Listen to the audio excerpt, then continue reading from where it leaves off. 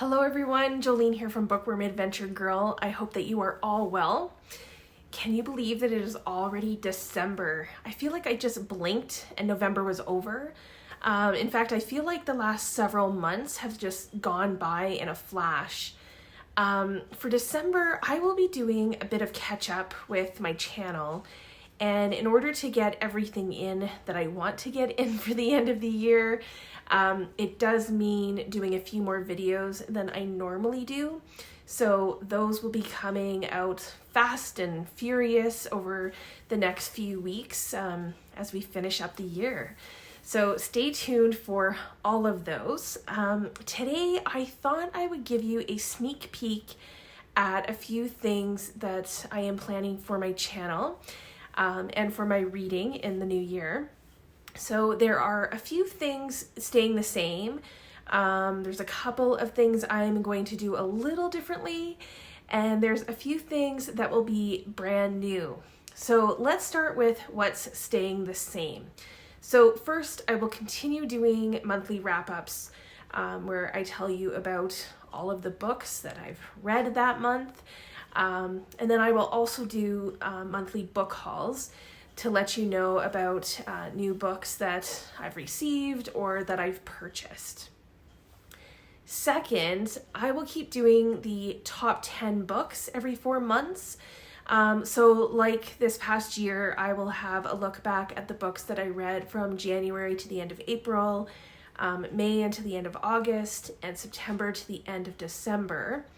And then to give the top 10 lists for the books that I read in those 4 months.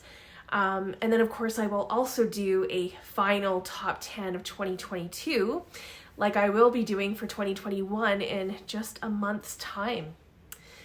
The third thing that I will continue doing is highlighting and featuring CanLit, or Canadian literature. And one of the ways that I do that is by following Canada Reads.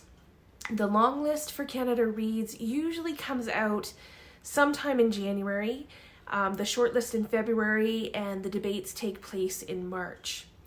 And then I will also continue following the BookTube Prize for Canadian fiction, which is one of the most prestigious literary awards in Canada.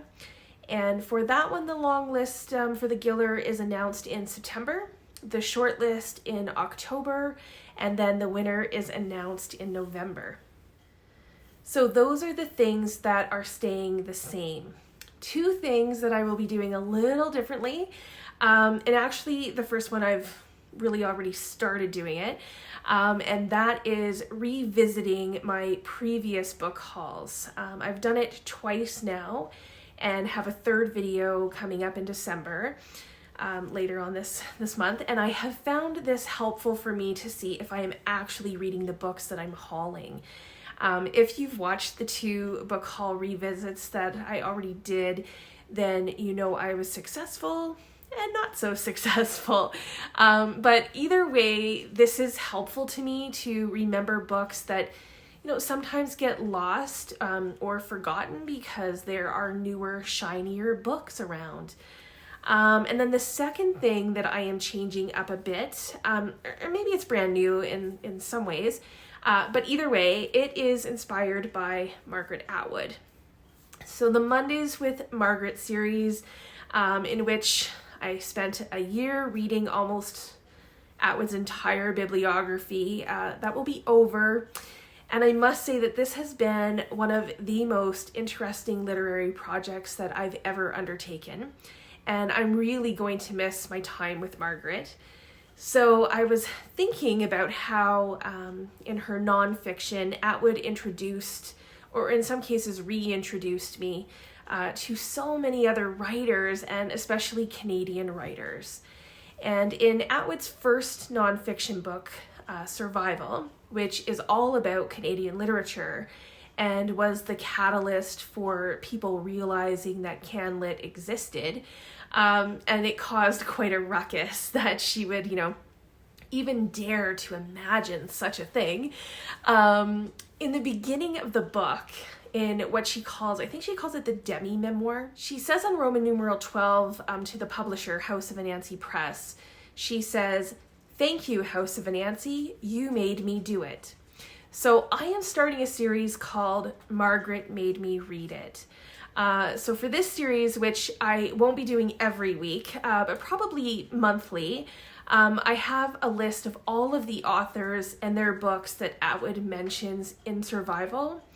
And over the course of the year, maybe longer, I am going to read at least some of these suggestions. So that will be the Atwood-inspired series this year. So that leaves us with what's brand new. Well, I am very excited to be a judge for the BookTube Prize in 2022. This will be the first time that I have participated, so I think that that will be a lot of fun. And I'm pretty sure that if you still want to help with judging, whether you are a booktuber or a subscriber, you can definitely take part. So if that's something that you think you might want to, do, or you want to learn more about it, I will leave a link in the description box below to the video calling for judges. The second new thing is that I will participate more conscientiously with tag videos. I've done a few this year, but my hope is to participate more. So what's new about this is that I am hoping to put out a few original tag videos. I have a few ideas for those. So if you enjoy tag videos, then be sure to check those out starting next year. And last but not least is another new series that I'm calling Reading All the Books. I often say that I want to read all the books, which of course I will never do, but it doesn't mean I'm going to stop trying.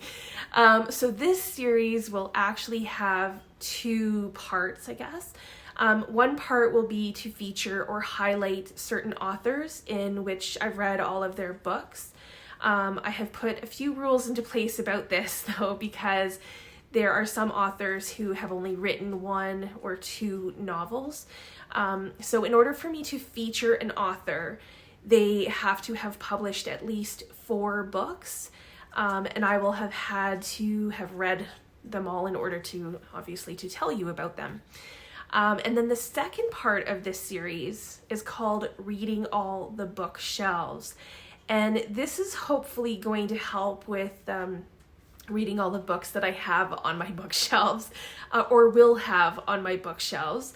I want to have a little fun with this. So it's going to be a combo of a shelf tour so that you can see what's actually on my shelves. That is, once I have all of my shelving in place and all of the books are unpacked. That process has started, and I will be doing an unveiling, maybe before the new year. I'm hoping before the new year. So the way that this is going to work is I have numbered the shelves. Right now I have 63 shelves, but I am waiting for more stock to come in. So by the time I have all of the shelving, I should have something like 105 shelves, maybe a bit more. This will make way more sense when you see it.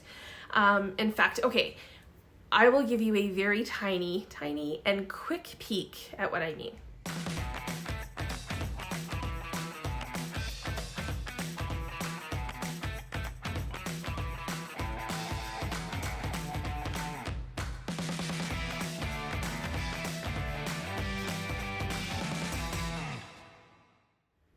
So each month I will spin the Bookworm Adventure Girls Reading All the Books, all the bookshelves wheel, which has all of the numbers of shelves on it.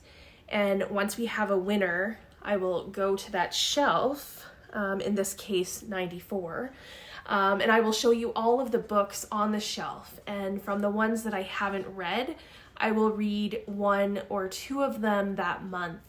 I wish I could say that I'm going to read all of my unread, A authors or M authors, or that I will read all of the unread books on the particular shelf, but that's a huge commitment for me. I think it would stress me out instead of being enjoyable. And I am such a mood reader that having some choice is good for me. So these are the plans that I have for next year. And I am very excited to be able to show you the library when it's done. It's starting to feel good in there, but there's still a long way to go. So until then, you are stuck with me in this blank wall, but I think it will all be worth it when it's done. So let me know what you think. These plans aren't set in stone, so if there's something that you are hoping to see on my channel, and if you have any suggestions, please let me know, and if I can make it happen, I will do my best. I look forward to chatting with you in the comments. Thank you again for watching. I hope you enjoy the rest of your day, and don't forget to make every day an adventure.